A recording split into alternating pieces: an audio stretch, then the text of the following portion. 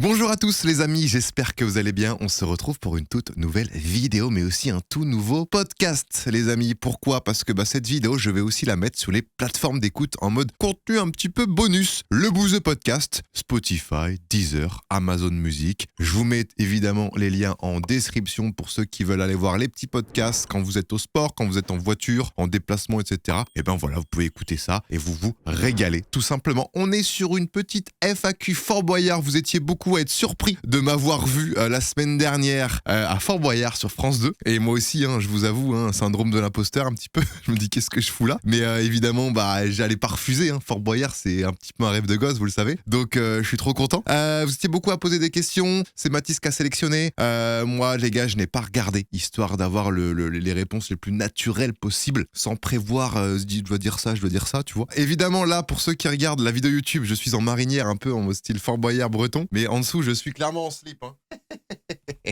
Le secret des streamers et des youtubeurs. Bon, les gars, j'arrête de trop parler. On est parti. Première question. Question de Léandre. Comment tu as fait pour être sélectionné ? Alors, comment ça se passe pour être sélectionné à Fort Boyard ? Alors, les gars, comment j'ai été sélectionné ? C'est une très bonne question. C'était il y a, je crois, début d'année, février, mars, peut-être même janvier, février. J'ai un agent qui me propose à chaque fois de faire des contenus pour de la télé. Et en fait, je pense qu'il met en relation. Alors, je sais pas exactement c'est quoi son rôle exact, mais je pense qu'il met en relation des émissions télé avec des candidats potentiels. C'est-à-dire que peut-être Fort Boyard, ils ont dit à cette personne, ouais, on cherche des influenceurs pour mettre dans notre émission. Est-ce qu'on peut te confier cette mission ? Tu nous en trouves un. Je pense qu'il m'a proposé. Moi, les gars, j'ai directement dit oui. Il a proposé mon profil, je pense, à France TV. Ils ont dû regarder un petit peu. Ils ont dit, vas-y, go, on part là-dessus. Et voilà, c'est comme ça que ça s'est fait, les gars. Simple, efficace. Quand on m'a proposé, évidemment que j'allais pas refuser. Alors certes, je sais que Fort Boyard, c'est une émission, on me l'avait déjà dit, Thibaut, etc.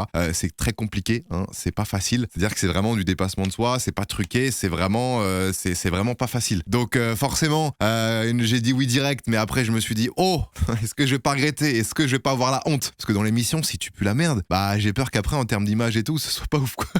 Mais bon, vous l'avez vu, je me suis quand même bien donné. J'ai pas été le meilleur, mais je pense que j'ai pas non plus été trop ridicule, donc franchement, c'est plutôt cool.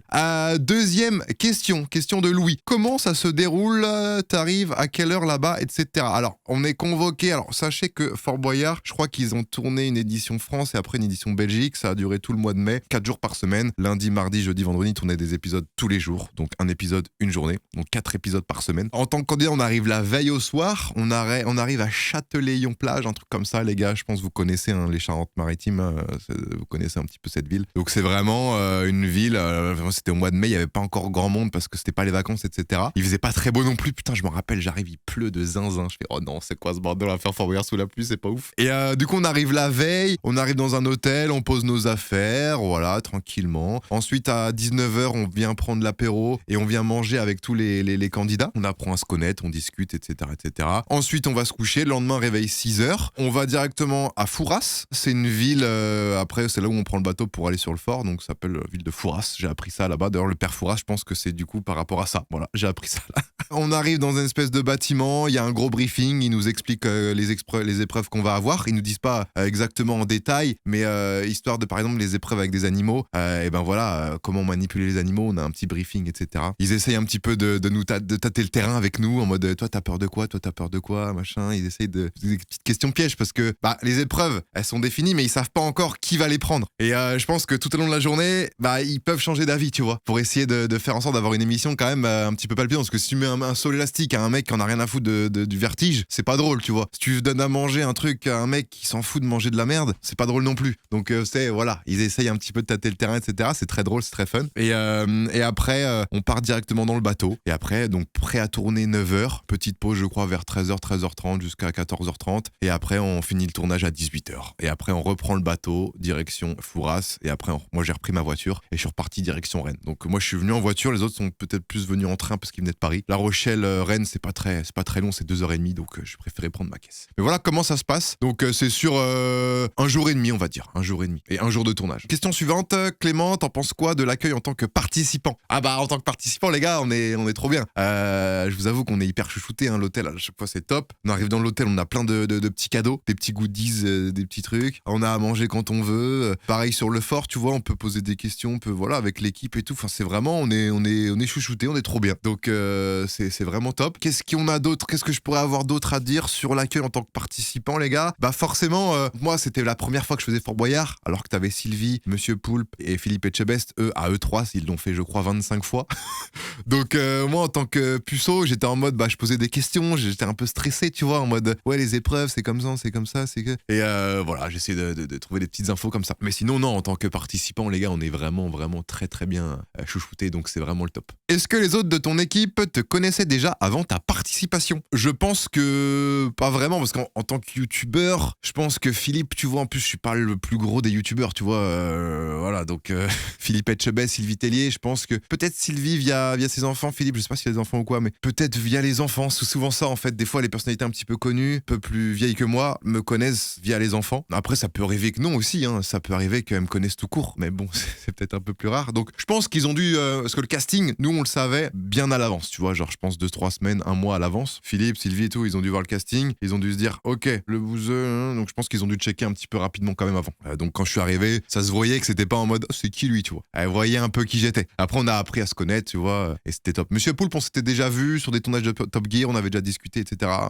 Un gars super cool. Paul Scarfoglio, pareil, je le connaissais pas, il me connaissait peut-être pas non plus, mais voilà, on a appris à se connaître. Le mec est super chill, il est dans nos âges et tout, vraiment très très cool. Et Miss France, ouais, ça m'étonnerait qu'elle me connaisse non plus parce que c'est quand même un contenu assez spécial que j'ai quand même. Hein. Mais on a appris à se connaître, pareil, super top les gars. On avait vraiment une équipe, on était ultra soudés, on était dans la communication à fond et franchement trop bien. Donc j'aurais pas demandé en vrai, j'ai pas osé demander en mode est-ce que vous me connaissiez avant. J'avais peur que ça instaure un malaise, etc. Donc voilà, j'ai pas demandé. Mais je pense qu'ils voyaient qui j'étais parce qu'ils ont eu le casting aussi avant. Est-ce que l'entente se passe bien entre les candidats? Eh ben Nal, je pense que j'ai répondu à ta question sur la question d'avant, mais oui, l'entente était vraiment au top du top. Alors, on m'avait dit quand même, Philippe, c'est un personnage très compétiteur. C'est c'est pour une asso dont il est le parrain. Il nous a bien dit au début, moi, ce que je veux, c'est les gars, je veux que ça carbure, je veux qu'on y aille. Donc forcément, Philippe, il fait un peu peur.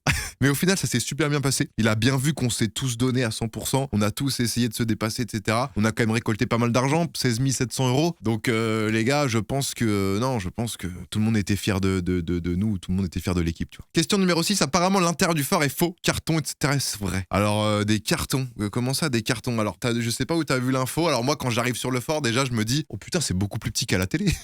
Il est tout petit ce fort en fait. À la télé, je sais pas, j'avais l'impression qu'il était énorme. Mais les gars, il est vraiment tout petit. Après, non, bah les gars, non, c'est des vrais murs, hein. C'est des vrais murs, c'est des vraies grilles. Non. Après, évidemment, t'as le fort, au milieu, t'as là où il y a les tigres, etc. Là où il y a les trucs de vertige. Et c'est tout autour qu'il y a les épreuves, tu vois. Tout autour du fort, t'as des pièces, t'as une porte, t'ouvres la porte, et après, t'as des pièces qui sont fabriquées, tu vois, pour Fort Boyard. Parce qu'en fait, c'est le Fort Boyard qui ne sert qu'à Fort Boyard. En plus, là, je crois qu'ils vont le rénover jusqu'en 2028. Personne peut aller le visiter. Quand tu peux le voir, c'est vraiment quand tu prends un bateau à La Rochelle, tu peux passer autour, mais jamais tu peux aller dedans. Enfin non, les gars, non, le fort est vrai, hein, c'est pas du carton, hein, c'est vraiment un vrai fort. Je sais pas c'est quoi l'info du carton, etc. Mais non, c'est un vrai fort, je sais pas quoi dire de plus. Hein. Est-ce que Passepartout est plus grand que Michou?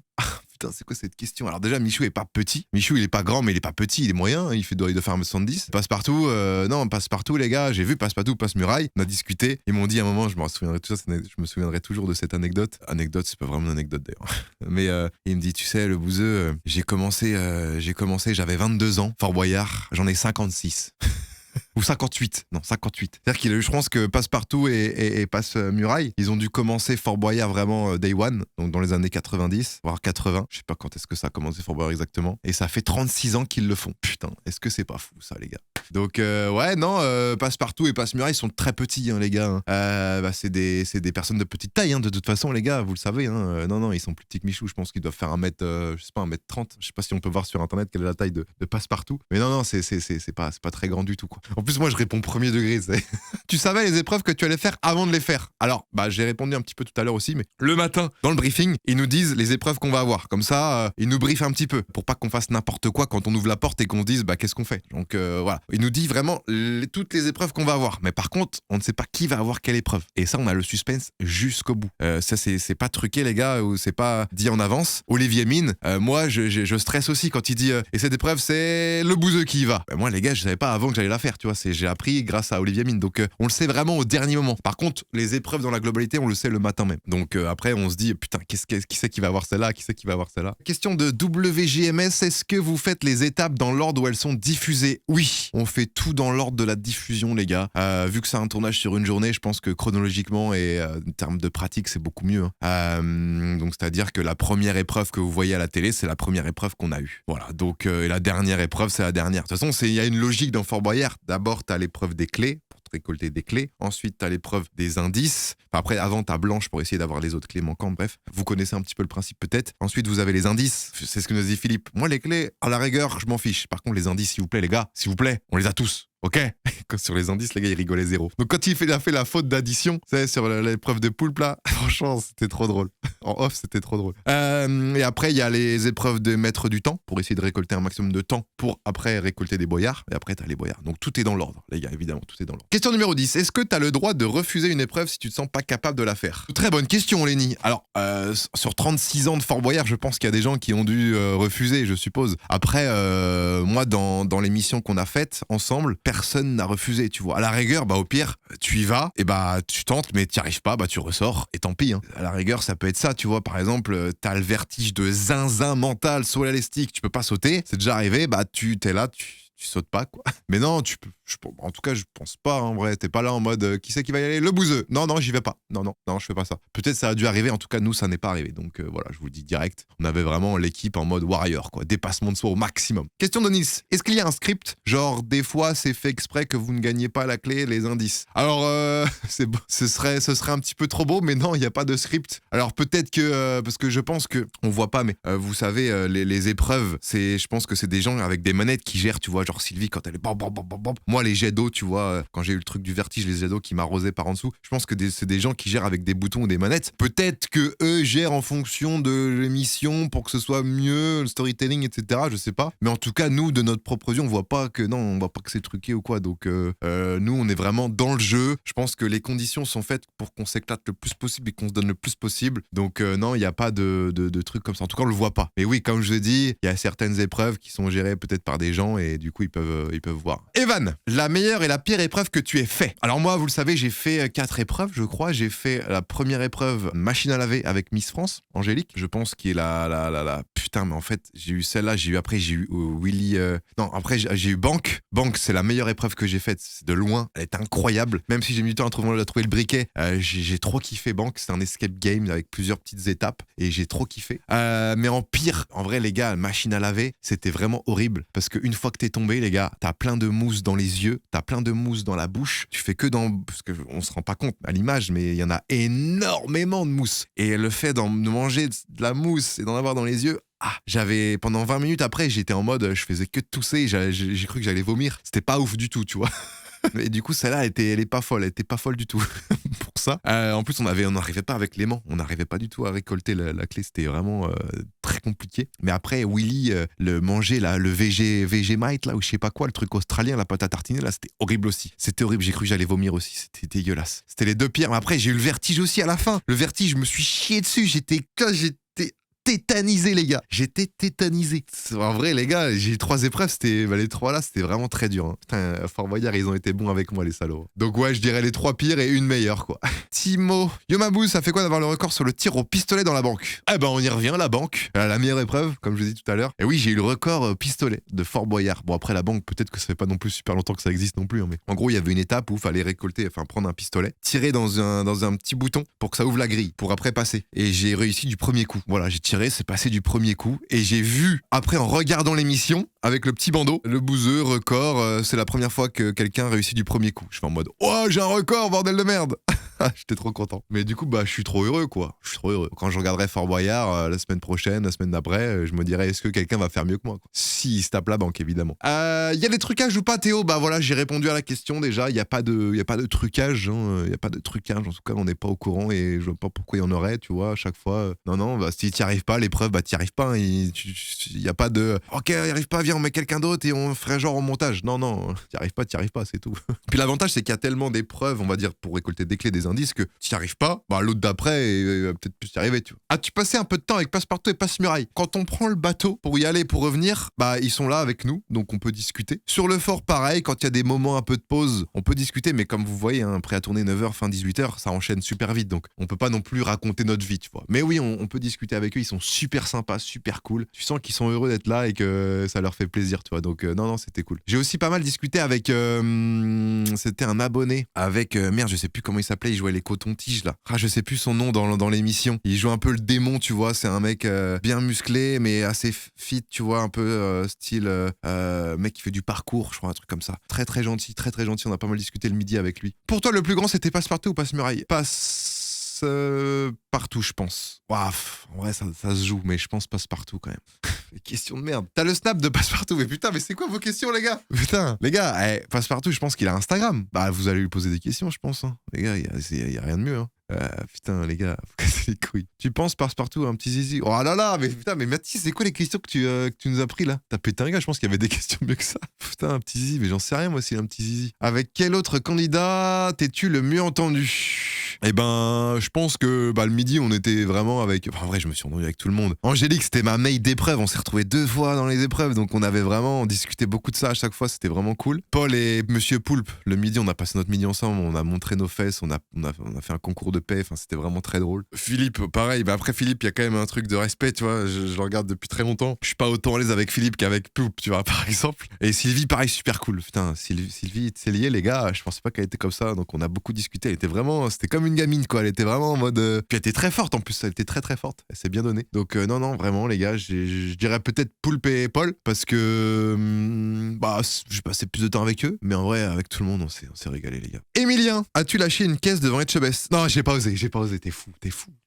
Non, j'ai pas osé du tout. Gabriel, que s'est-il passé avec Miss France? On ne l'a pas vu au milieu de l'émission. Alors, elle s'est fait mal en chutant dans la machine à laver. Donc, elle a passé le petit contrôle médical tranquillement pour voir s'il y avait rien de mal ou quoi. Donc, c'est pour ça qu'on l'a pas trop vue au milieu. Mais au final, elle est revenue et tout allait bien. Donc, nickel, quoi. Mais c'est vrai que oui, à un moment, on l'a pas trop vue. Mais voilà, j'ai répondu à ta question. Tom, tu as défoncé les chiottes du père Fouras? Oui, j'ai défoncé 2 fois les chiottes du père Fouras. Une fois le matin, avant le PAT, avant le prêt à tourner, donc vers 8h45. Et une fois le midi, après manger le midi, tu vois. Le matin, c'était vraiment le caca du stress, un peu diarrhée. Et l'après-midi, c'était un caca plus normal, parce que je me suis dit, putain, en fait, non, je vais y aller, quoi, je suis trop fort. Donc, ouais, 2 fois, et bien quand même, bien comme il faut. Après, il y avait du pchit pour que ça sente bon, etc. Mais bon, oui, malheureusement, ouais, j'ai défoncé les chiottes, quoi. Question de Raph, question numéro 23, les gars, on va vite. Hein. Est-ce que vous repartez avec les habits que vous avez pendant le tournage? Très bonne question. Eh bien, figurez-vous que non. Tous les habits que l'on porte pendant le tournage, je pensais vraiment qu'on allait les récupérer. Eh bien non, on ne les récupère pas, les gars, malheureusement, on les redonne. Et en fait, il y a à Fouras, donc dans leur bâtiment, il y a une espèce d'énorme laverie avec une intendante, je sais pas comment on dit ça, et elle s'occupe de tout trier, tout laver, tout redonner avec les bonnes tailles à quelqu'un. Donc on est équipé, à chaque fois, on a le matin, on a le t-shirt, on a le short, on a les genouillères, on a les chaussettes et on a les chaussettes, je sais plus si on les a, si je crois qu'on a les chaussettes aussi. Et on a les chaussures, tu vois, des petites chaussures plates qui permettent d'agripper, d'être à l'aise. Donc voilà, et les habits, non, on donne tout. Par contre, nous, quand on arrive à l'hôtel, on a des ensembles Fort Boyard, tu vois, mais qui peuvent s'acheter, je pense, en boutique. On a des petits ensembles stylés. Et du coup, ça on garde, évidemment. Par contre, moi, les gars, petite anecdote, j'ai volé un Boyard. Même, j'en ai volé 4. J'en ai donné à mes parents, j'ai donné à ma grand-mère, à mes 2 grand-mères. J'ai volé des Boyards, les gars. 4. Mais en vrai, c'était chaud. Je sais pas si j'ai le droit de le dire. Et à la fin, ils nous donnent, vous le voyez dans l'émission, ils nous donnent des vrais boyards qu'on peut acheter à La Rochelle, je crois. C'est pas des vrais du coup, mais des boyards en mode monnaie, tu vois. Mais moi, j'ai volé les vrais boyards qu'il y avait dans le seau. Alors, je les ai pas volés pour pas perdre de l'argent à la seau, je les ai volés une fois qu'on avait fait les comptes. Mais il fallait que j'aille vite parce que les gens, ils reprennent vite le seau pour le remettre. Donc, j'ai vite pris 3-4 boyards. Après, c'est la première fois que je fais Fort Boyard, les gars, donc forcément, j'ai envie de garder un petit souvenir, un vrai souvenir, quoi. Question 25. Un moment drôle ou inattendu qui n'a pas été diffusé. Un moment drôle ou inattendu qui n'a pas été diffusé, les gars, en vrai, on s'est bien fendu la gueule. Tu vois, le matin, quand on arrive sur le fort, on tourne des petits trucs, tu vois, pour quand on est présenté, tu vois. Mais en vrai, c'est pas drôle ni inattendu, mais ça n'a pas été diffusé. Donc on tourne des petits... C'est même pas sur fond vert, tu vois, c'est avec le fort en fond, tu vois. Ils nous mettent un ventilo, un souffleur pour que ça fasse du vent et une caméra et on fait genre on tient pour comme si on arrivait, tu vois. Enfin, c'était assez drôle, ça. Mais après, non, le midi, quand on a bien rigolé avec Poulpe et Paul, et Poulpe.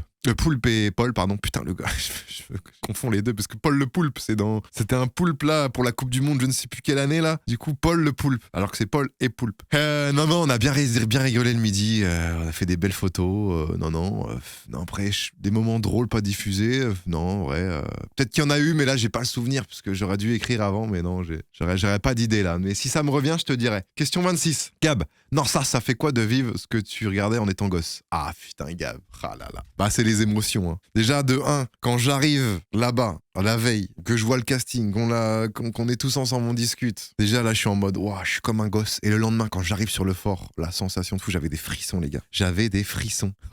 J'étais vraiment trop heureux. J'étais comme un gosse, j'étais ému. Et quand, pareil, quand j'ai fait ma première épreuve, tu vois, quand Olivier il m'appelle pour revenir et que je suis là en mode putain, je fais ma première épreuve dans Fort Boyard. Wow. Et évidemment, s'il me rappelle, ce sera avec grand plaisir que je dirais oui. Même si, bon, à tout moment, moi j'ai quand même pas mal de phobies et je peux me chier dessus. Ouais, c'était vraiment un truc de fou cette journée. C'est inoubliable. Question 27, est-ce que c'est comme tu l'imaginais ou c'est différent? Je pensais que ça allait être peut-être un peu plus simple. Parce que c'est vrai qu'à la télé, des fois c'est vrai qu'on voit qu'ils ont beaucoup de mal, etc. Mais je sais pas, je me disais peut-être qu'ils en rajoutent, c'est surréagi, etc. pour la télé. Mais en fait, quand t'arrives là-bas, ils te mettent vraiment dans des conditions où ils te disent, hein, c'est dur, tu vois. C'est-à-dire que voilà, c'est pas facile Fort Boyard. Et Philippe nous l'a bien dit aussi. Fort Boyard, les gars, c'est vraiment une vraie mission compliquée. Hein. Il y a des épreuves, tu peux te chier dessus, quoi. C'est vite pareil, tu vois. Là, ils ont l'expérience eux, en plus, donc tu vois, t'es là en mode ah putain, ok, merde. Je pensais quand même qu'au pire, t'y arrivais pas. Bon, ils t'aidaient un peu, coupé au montage, machin. Mais non, vraiment, les gars, c'est quand même compliqué. Donc, je voyais ça peut-être un peu plus facile avant d'y aller, tu vois. Et au final, non. Question 28, dernière question. T'as été payé? Si oui, combien? J'ai été payé 100 000 euros, les gars. Non, c'est faux. Les gars, quand on fait Fort Boyard, on n'est pas payé. Hein. En tout cas, j'ai pas été payé et c'est pas ce que j'ai demandé. Hein. Évidemment, vous vous doutez bien. Quand tu fais Fort Boyard, bah t'es là en mode, vas-y, c'est pour une association. T'es là, c'est la bonne cause. Je sais pas. Voilà. Pour moi, c'était logique que je sois pas payé. Après, peut-être qu'il y a des gens qui sont payés. J'en sais rien, les gars. Mais en tout cas, voilà. Moi, j'y suis allé de mon plein gré en mode pour kiffer, pour vivre une aventure de zinzin, un petit rêve de gosse, voir des nouvelles personnes. Et là, je sais que je suis très privilégié de pouvoir faire ça, les gars. On n'est pas non plus énormément à avoir fait Fort Boyard, donc être payé ou pas, j'en avais un petit peu rien à faire. Donc voilà, les gars, c'est les questions que vous m'avez posées, les questions peut-être les plus récurrentes, même si la taille du zid passe partout. Donc Mathis, il a pété un câble. Tout ça pour vous dire que Fort Boyard, c'était incroyable. Voilà, je pense qu'on peut fermer la parenthèse avec cette vidéo, avec ce podcast. J'ai vraiment trop kiffé de zinzigno. J'espère aussi que vous aussi, vous m'avez kiffé dans l'aventure. Hein. Voilà, j'espère que j'ai pas été trop ridicule, que j'ai bien représenté le YouTube game. En YouTubeur, il y a eu qui à Fort Boyard? Je crois qu'il y a eu Enjoy Phoenix, il y a eu Thibaut InShape, il y a eu moi, il y en a peut-être eu d'autres, mais j'ai pas toutes les rêves parce que je regarde pas toutes les émissions à chaque fois. Mais en tous les cas, les gars, je suis trop heureux, très flatté d'avoir participé à cette émission. Donc merci encore à France TV d'avoir fait confiance. Et puis les gars, moi, ça continue. Hein, le mois d'août continue, c'est bientôt la rentrée. Et on va continuer les petites vidéos. Et moi, s'il y a des petits passages à télé à droite à gauche, moi, c'est avec plaisir que j'accepte parce qu'à chaque fois, c'est la bonne surprise. À chaque fois, je suis bien accueilli. À chaque fois, je suis conquis. Donc voilà, si je dois refaire de la télé à droite à gauche, il y a pas de problème. Sur ce, les amis, passez une excellente soirée. Je vous aime très fort. Merci à tous d'avoir suivi ce podcast. N'hésitez pas à mettre le petit 5 étoiles qui fait plaisir sur les plateformes d'écoute. N'hésitez pas à mettre le petit pouce bleu sur YouTube. Et puis nous, on se retrouve très vite pour une prochaine vidéo, les gars. Ciao.